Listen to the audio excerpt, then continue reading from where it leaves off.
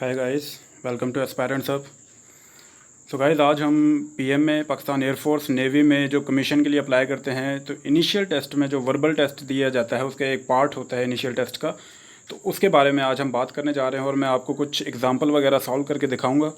और अगर आपने नॉन वर्बल जो पार्ट है इसका अगर उसके प्रैक्टिस नहीं की, उसके जो एग्ज़ाम्पल वगैरह हैं वो नहीं देखी, तो इस वीडियो के मैं डिस्क्रिप्शन में वो लिंक दे रहा हूँ, वो वहाँ से आप वो देख सकते हैं।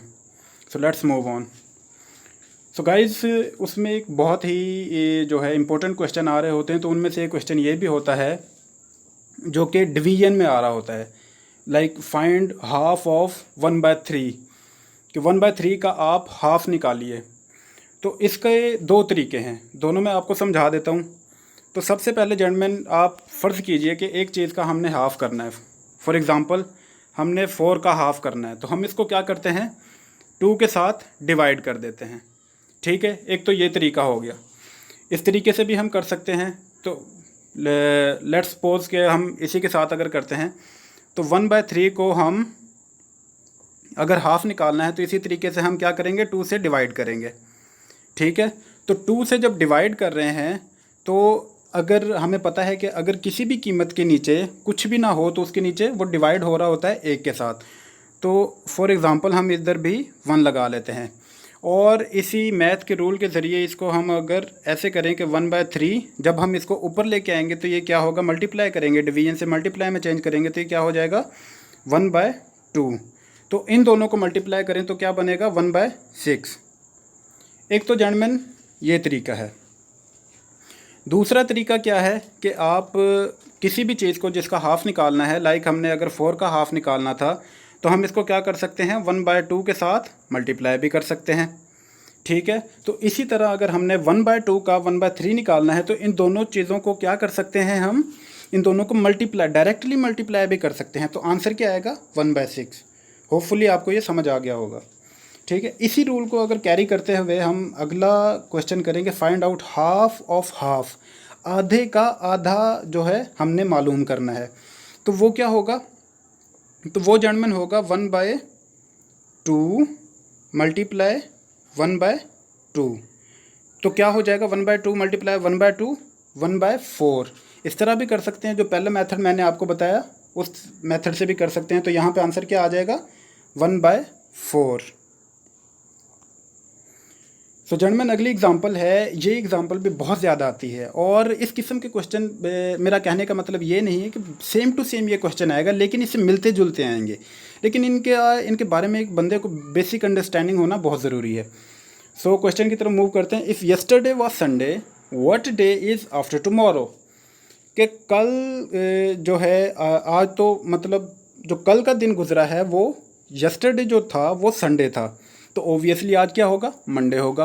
टुमारो क्या होगा, ट्यूसडे होगा। लेकिन उसने पूछा है टुमारो आफ्टर, कि कल से अगला जो दिन है वो क्या होगा, क्योंकि जो यस्टरडे संडे है, फिर आज मंडे है और टुमारो है जो ट्यूसडे होगा, और उससे आगे क्या होगा, वेडनेसडे। तो इसका आंसर क्या होगा जेंटलमैन, वेडनेसडे।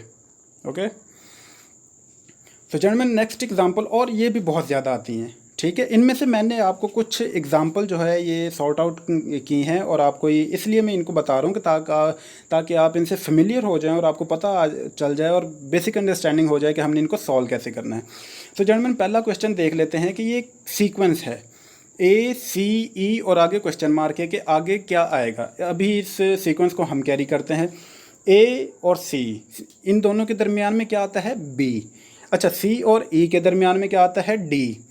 तो E के आगे क्या आएगा, ABCDEF, आगे क्या आएगा, G, क्योंकि हम एक एक वर्ड को छोड़ के आगे लिख रहे हैं। ओके, तो यहाँ पे आएगा G।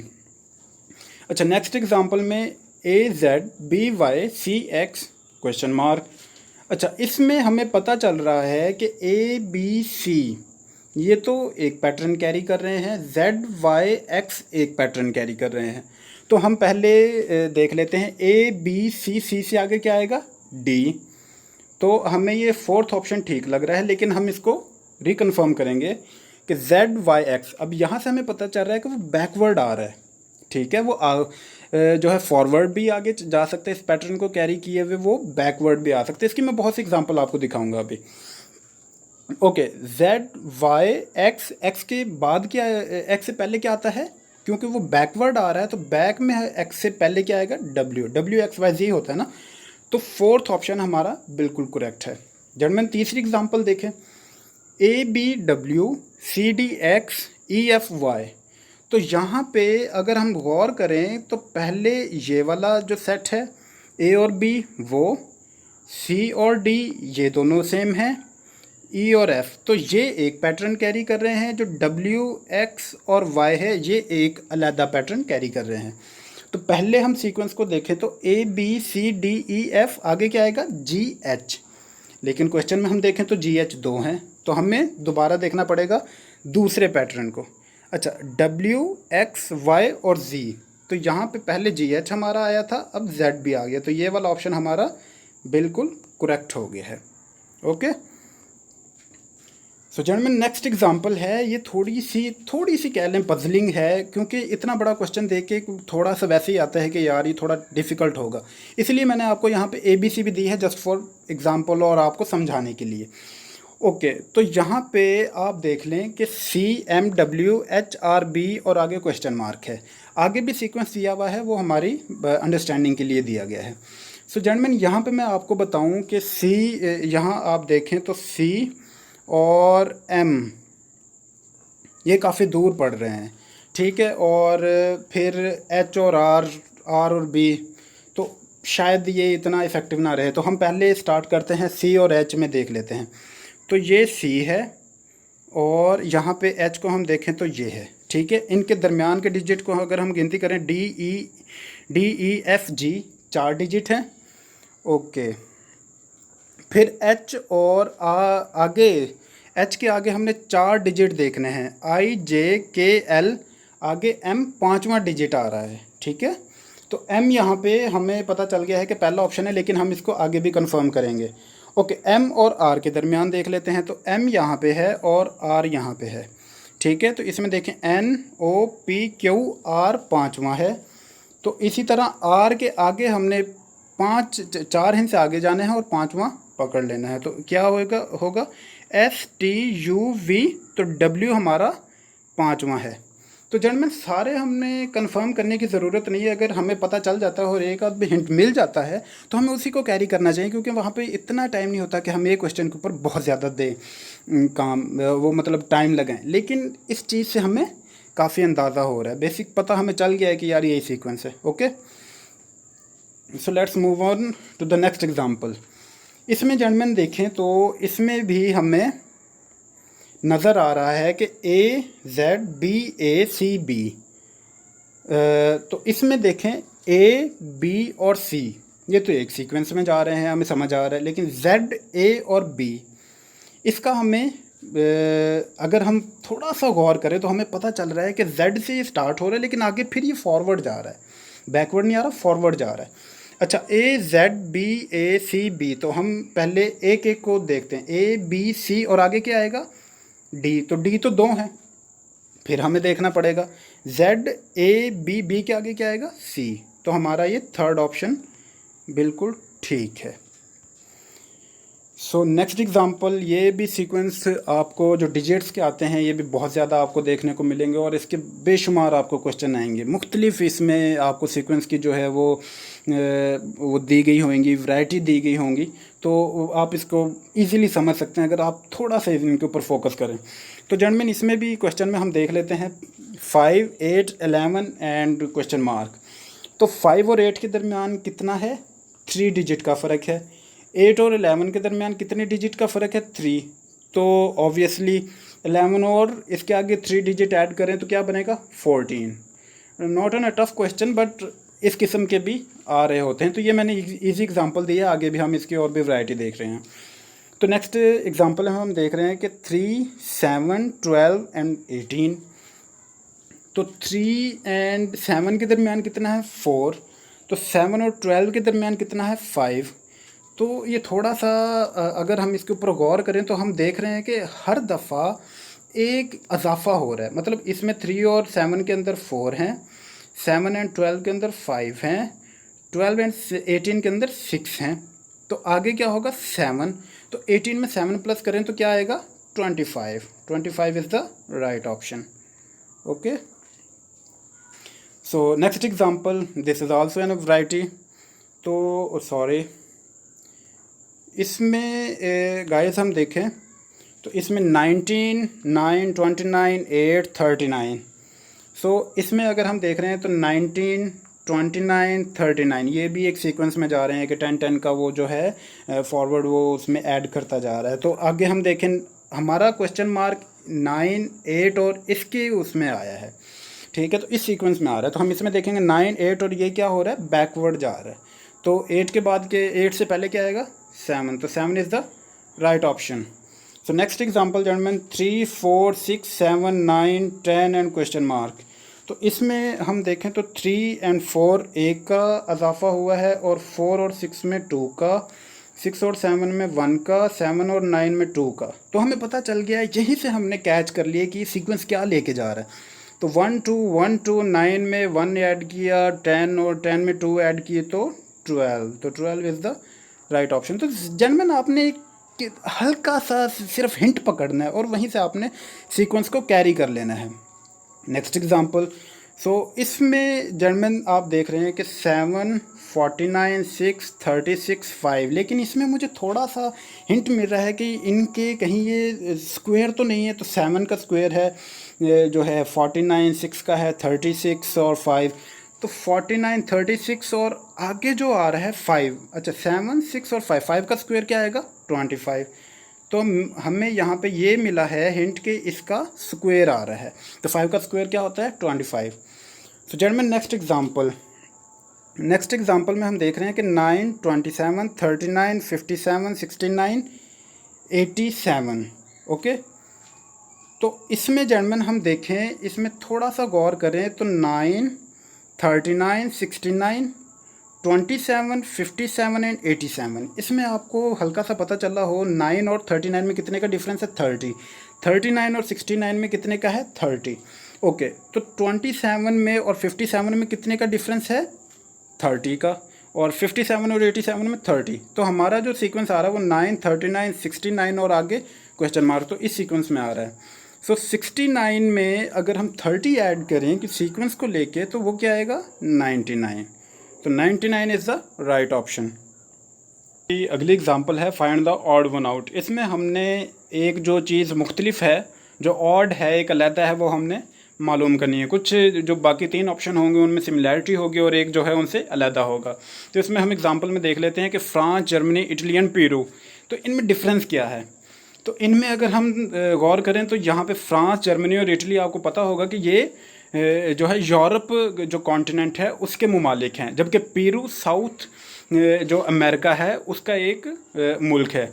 तो इसमें चूँकि तीनों यूरोप से हैं और एक साउथ अमेरिका से है, तो ये पेरू इसका राइट ऑप्शन होगा।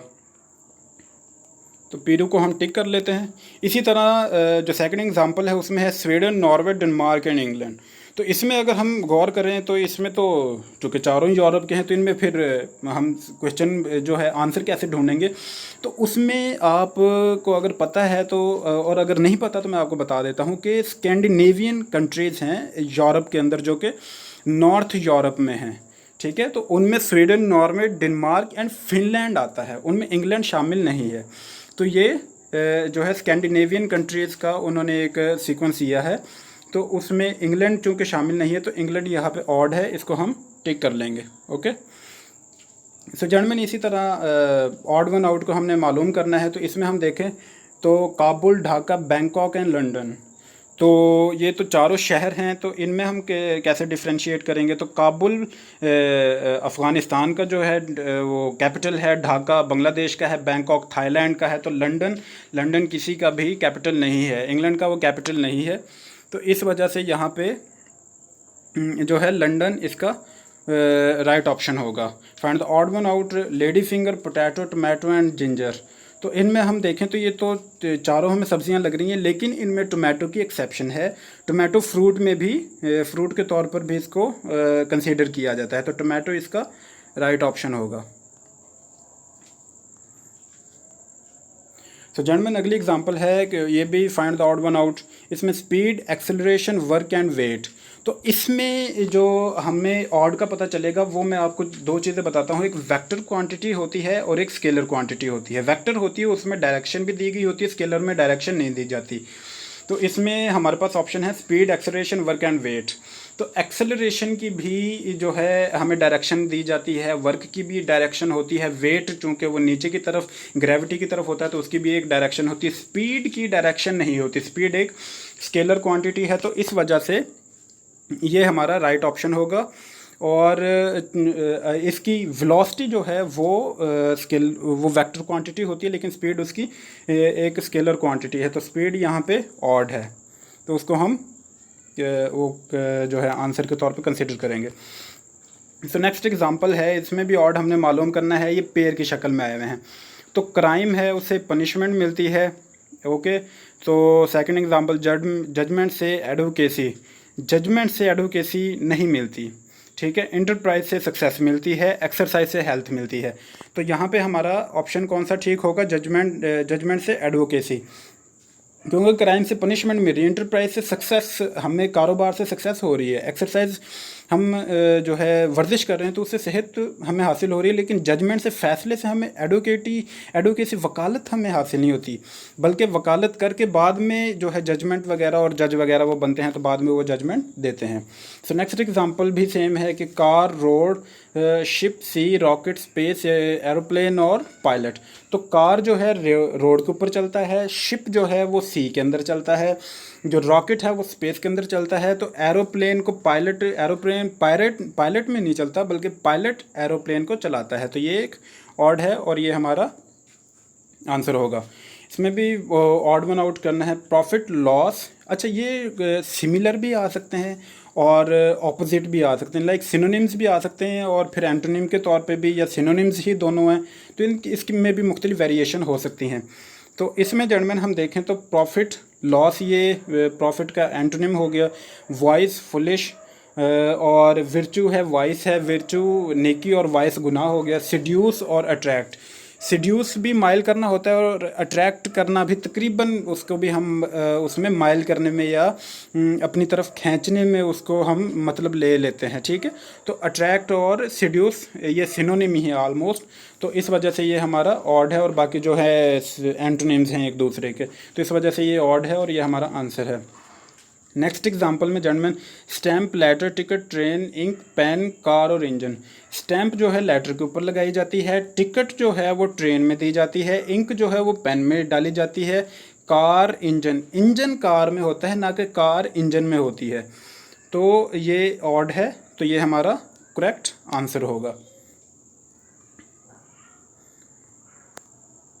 सो जेंटलमैन नेक्स्ट एग्जांपल में हम चलें तो ये रिलेशन बेस्ड क्वेश्चन भी आपको बहुत ज़्यादा मिलेंगे और इनमें भी मुख्तलिफ वेरिएशन हो सकती हैं। तो ये एग्जांपल हम देखें तो, a woman introduces a man as the son of the brother of her mother, how is the man related to the woman.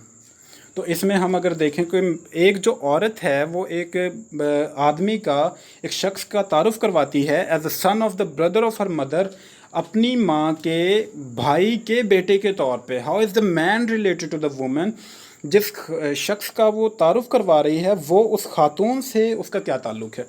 तो हम देख लेते हैं। A woman introduces a man, एक शख्स का वो तारुफ करवाती है as the son of the brother of her mother, उसकी माँ के भाई के बेटे।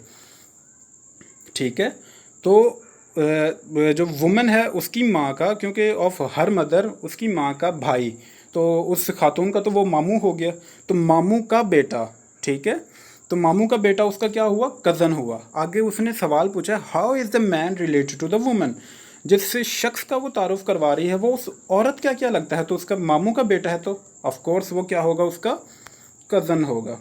तो ये हमारा ऑप्शन ठीक है।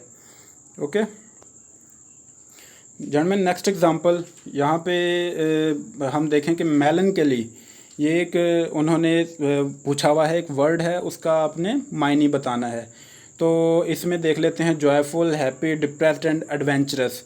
तो इसमें हम देख रहे हैं कि इसमें इसका मायने, इसका सिनोनिम तकरीबन हमें को एंटोनिम मिले, लेकिन जो है मेलनकली है इसका जो है अफसरदा होता है, गमगीन होता है, जॉयफुल है वो खुशगवार है, हैप्पी वो भी खुश है, एडवेंचरस है, उसमें भी कोई गम वगैरह तो नहीं है, वो भी आलमोस्ट एक पुरजोश और एक हैप्पी सीन होता है। जो डिप्रेस्ड है और मेलनकली दोनों आपस में तकरीबन सिनोनिम हैं, तो ये हमारा राइट ऑप्शन डिप्रेस्ड होगा यहाँ पे। ठीक है, तो पॉन्डर पे आ जाते हैं। पॉन्डर होता है सोचना। ठीक है, तो gas, smile, think and run. Gas हो गया कि आप किसी चीज़ के बारे में गैस लगाते हैं, या जो है स्माइल है आप स्माइल करते हैं, रन आप दौड़ते हैं, तो इनका तो इससे कोई ताल्लुक नहीं है। तो थिंक जो है, थिंक सोच भी सोचना होता है और पॉन्डर भी सोचना होता है, तो थिंक हमारा राइट ऑप्शन है। सो जेंटलमैन, ये थी आज की एग्ज़ाम्पल, और अगर आपको ये पसंद आई हैं और आप इनको लाइक भी करते हैं तो आप ज़रूर इस चीज़ को जो है लाइक के ऊपर भी आप जो है इसको क्लिक करें और सब्सक्राइब भी करें। अगर आपको और भी मज़ीद ऐसी अच्छी वीडियोस चाहिए तो आप ज़रूर इसको सब्सक्राइब भी कर सकते हैं। और अगर आपने, फिर मैं आपको बता दूं कि अगर आपने प्रैक्टिस नहीं की है नॉन वर्बल की, तो मैंने लिंक दे दिया है, तो उधर जाकर भी डिस्क्रिप्शन में लिंक दिया है, वहाँ पे भी जाके आप इस नॉन वर्बल की प्रैक्टिस कर सकते हैं। और अगर आपका कोई क्वेश्चन है तो कमेंट में ज़रूर पूछिए, मैं आपका वो भी